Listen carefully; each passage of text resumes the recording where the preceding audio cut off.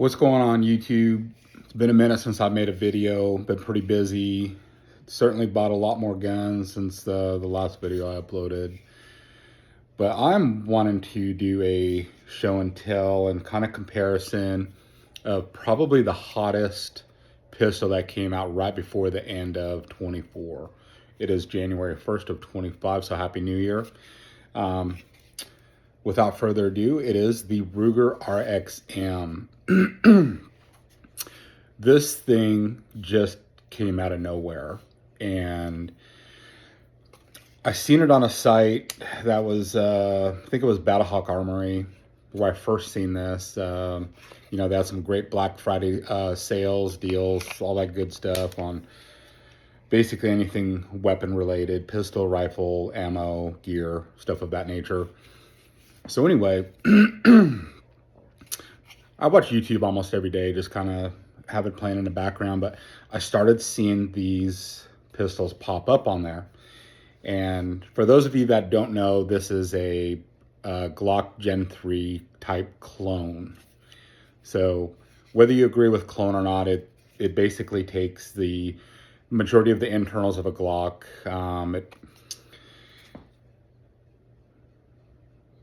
Maybe not this one, because this one has a different fire control group, and it is a crossover with Magpul. So it is a Magpul lower and a Ruger upper. So I have not tried to see if the internals of the upper fit in any of my Glock 3 type Glock slides. I have put other slides on this frame that worked, and also this slide on other frames that I have of maybe a Glock Gen 3 or a Glock clone type lower. So anyway, I can't stress this enough. This is the hottest pistol out right now, just for the fact of how big it has blown up on social media and YouTube. And it is a very interesting pistol. Now, before I get started, I want to mention a couple things. I'm going to show I have 4 other pistols here that I'm going to kind of intervene with this little review. So I do own a lot of firearms, and pretty much the second half of 24, I started consolidating more about philosophy of use of the firearm, whether it be a rifle or pistol. But I was just getting to the point where there was guns sitting in the safe that haven't even been shot in years. Some of them haven't even been shot. So I got onto this kick where if it takes a Glock mag, I'm interested. I'm going to do some homework. If I like it, I'm going to pick it up.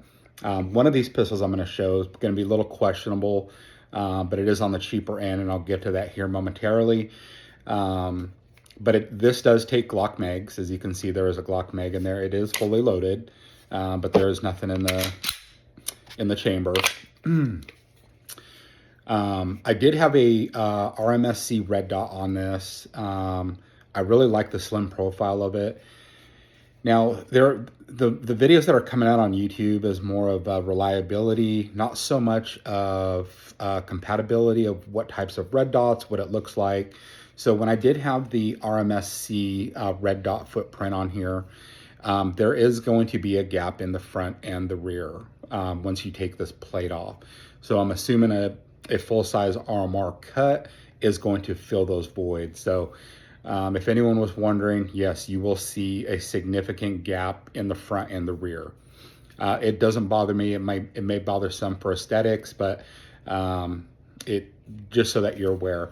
I do like that there is 4 little tiny posts that you drop into the slide here, depending on the optic that you're wanting to mount. So from my understanding, it takes an RMR, RMSC, and I think it's the Doctor footprint. I could be wrong on that, but it's the Leopold Delta Point Pro type footprint. That might not be the Doctor foot, but anyway. So anyway, as I said, I'm starting to narrow my firearm range down to compatibility with magazines. So I do own a lot of Glocks. One of the Glocks I'm going to show it right now. So we'll get back into this. So here is a Glock 19 Gen 5. It was once a full Glock 19 Gen 5, but here right before Christmas, I was introduced to Nomad Defense. So I got a Nomad Defense lower, and I swapped all of my Glock lower parts into this frame, and I love this thing. For one, I like the ergonomics. I love the grip angle. I have 2XL, almost 3XL size hands. As you can see, I can pretty much cover this whole Glock 19 just with my whole hand here. So kind of a reference as to how big my hands are. So on the Glock factory frame, there's a big hump right here that just made the ergonomics and had to tilt my wrist a little bit forward a little more, kind of uncomfortable shooting. Sorry, I have a little kitten here trying to get into the camera view. So this is extremely comfortable. I've not shot this yet. Just like I said, I just got this right before Christmas. I do have an EPS carry on the top. This slide has been milled by a local company here in Oklahoma that has done a lot of my Glocks. So nothing too special. This lower I got came with the make well, and because I have big hands, I really enjoy this lip on this make well because it holds all my fingers together and my pinky's not falling off. So with that said, I'm going to show you an actual full Nomad Defense pistol that I actually got for Christmas from my wife. Here we go, right here. So as you can see, this one does not have the mag well on it. So Nomad Defense lower, upper, Holosun 507C, and also takes Glock mags. Everything I'm showing you so far is taking Glock mag. So the only thing that I've changed on all my Glocks, and it's been years and years of the right trigger for me, the one that feels the greatest, is actually the trigger shoe. So on all the Glocks that I own, I've swapped out for the Tango Down Vickers trigger. It's just very comfortable for me. I like it. So this one has not been shot either. I have not shot in a couple of months. Next one is going to be the Lone Wolf Dusk 19. This one also takes Glock mags. And this is probably the most comfortable, in my opinion for me, the most comfortable grip and grip angle of all the pistols that I own.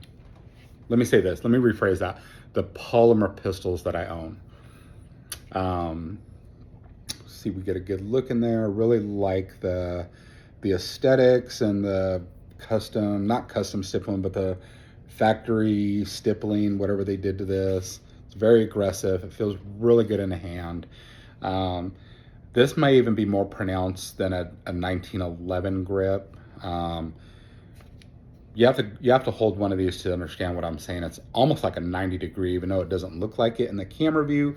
But once you're presenting the gun, it's almost like holding a 90 degree angled pistol. So very comfortable. So last but not least, this is the one I said is probably gonna be questionable to some.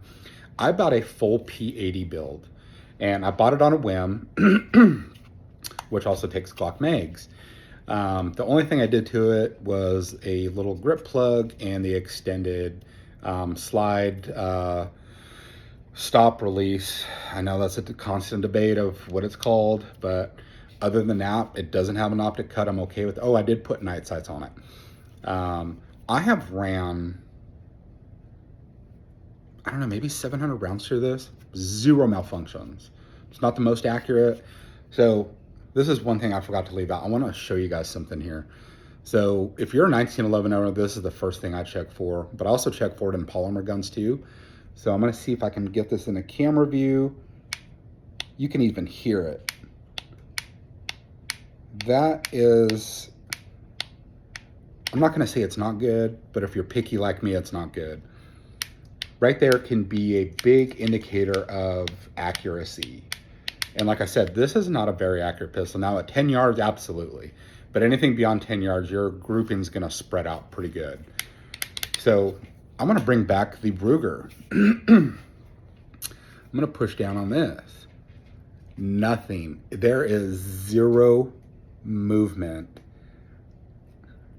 I want you guys to see I'm not faking squeezing. Watch the blood flow into my fingertips, my fingernails. See that? Nothing. It's not going anywhere. So let me drop this mag. Everything is very smooth about it. So without a mag, just so you know, like ammo is not pushing the slide upward or anything. Nothing. That is an extremely tight lockup. I've not seen many videos where people point that out on polymer guns. So let's go back to the kind of the Franken build here of the G19. And Glocks, every Glock I've owned had almost none, like I just showed you on the Ruger, to very minimal. This one has nothing. So let me drop this Meg 2. Nothing. No movement. Let's bring up the full Nomad Defense. There is movement. So I don't shoot for pinpoint accuracy beyond 15 yards. Even at that, I just want to make sure I can hit a moderate sized target within reason, if that makes sense. So let's bring out the Dusk. Now I do have an aftermarket threaded barrel in here because I do run this suppressed. You can hear it. Let me drop that mag.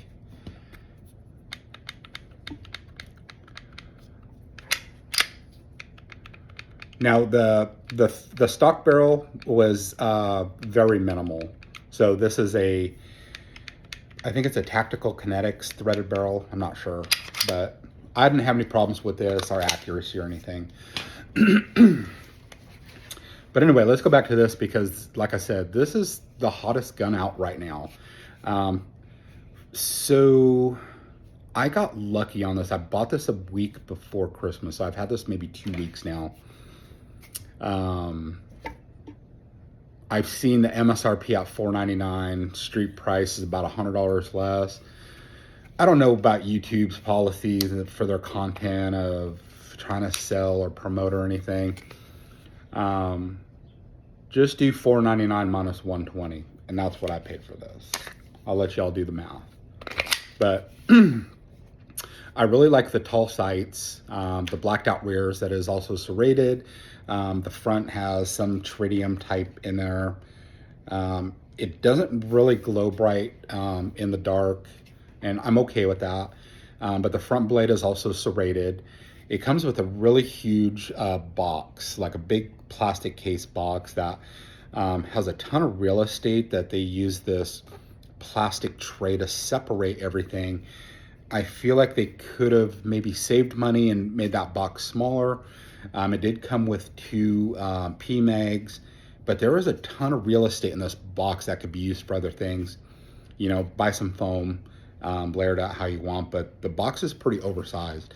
And mind you, that's not a complaint. I'm probably sounding a little nitpicking, but it is what it is. So I know a lot of videos people talk about the trigger.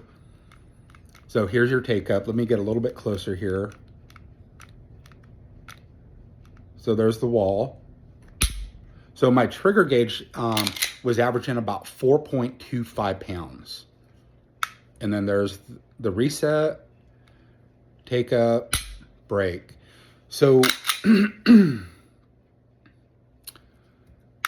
the trigger feels, it doesn't feel crisp. It feels kind of mushy during the break. It almost feels like a Gen 3, like a lighter Gen 3 Glock. I do like the trigger shoe. I tend to go towards flat face triggers. So as you can see, it's kind of flat there. It's maybe a tiny little bow in there. But as you've seen, if you're interested in this, you haven't got one, you're still deciding. Man, there was one review I watched the other day where they had 8,400 rounds through it already without a single malfunction. They didn't clean it, they didn't oil it. Man, that's got to speak volumes. And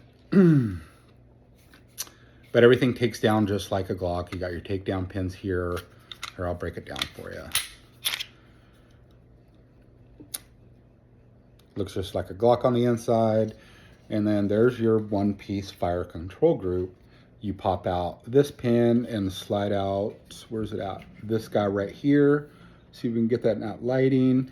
And this whole fire control group slides out.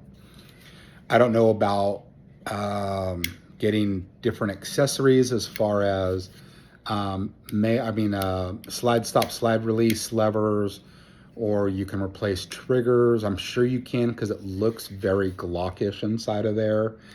I'm not going to mess with this thing. The only thing I'm doing is I'm taking it to a guy to have this undercut pronounced a little bit more and have him add the second. And then other than that, I'm done. I believe I seen on Magpul's site, I think it was Magpul, you can get the lower for about 40 or 50 bucks in different colors.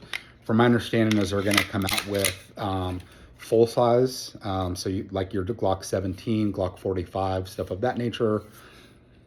Let's get another good look at that. FYI, I have not shot this yet. I have dry fired this thing probably 50,000 times though. I have completely stripped it, cleaned it, lubed it, played with it, repeat. But anyway, I just wanted to do a quick show and tell on a couple other show and tells of some other guns that I have here that are compatible with Glock mags. So moving forward, I think if the next gun that I want is a Bull Armory axe. And I wished I learned about them sooner. They're almost impossible to get. A lot of places have them out of stock, and you get a lot of gun for the money as well. But anyway, I am debating on what red dot I'm going to put on here. I think I'm going to go with a full-size red dot. Probably going to run a light like I have on my other guns, and just for holster compatibility. Oh, that's another thing, holster compatibility. I have a Melt Sparks holster for Gen 19. A Glock 19 Gen 5. So this does fit in there, but let's see, there's a little bit of movement, somewhat secure. It'll work because this is inside the waistband, so I'm not too concerned about it. If I wasn't running lights on my other guns, that would work. Even my P80 fits in here. So it's a little bit tighter, but it works. So the Nomad Defense will not work in a Kydex Glock 19 Gen 5 because of these gas pedals. See how much they protrude? So the frame is much wider than a Glock frame. So anyway, I hope you guys liked the video. It was just a little comparison, kind of a show and tell. Maybe you're kind of on the fence, like, I don't know, should I get a Ruger? Should I get a Glock? Man, a Glock 19 MOS, I want to say average US price is $620 before tax. Some of you are going to want to upgrade the sights. There's another 50 to 100 plus. You're going to have to get a different plate if you don't like running Glock MOS plates. A lot of people like to get their frame stippled. There's easily 200 bucks. A different trigger bar, that's anywhere from 50 to 200 bucks depending on what you run. So if you're wondering about all that, keep that stuff in mind. You almost have the total package here. You have great slide serrations front and rear. The trigger is hands down better than any stock Glock I've ever touched. So the stippling on the Magpul grip it's adequate. I like the high undercuts for everything. So look at this P80. I think that thing is super comfortable. If you guys haven't held one, they're actually really very comfortable. But anyway, there's no plate required. Like I said, it holds multiple, so it's almost like the Springfield Echelon. So it has multiple adapting points on there with the little pins that you drop in. But this just costs a lot less. So Anyway, because this gun is so popular, I could only assume that a lot of holster manufacturers are going to start molding for the Ruger RXM.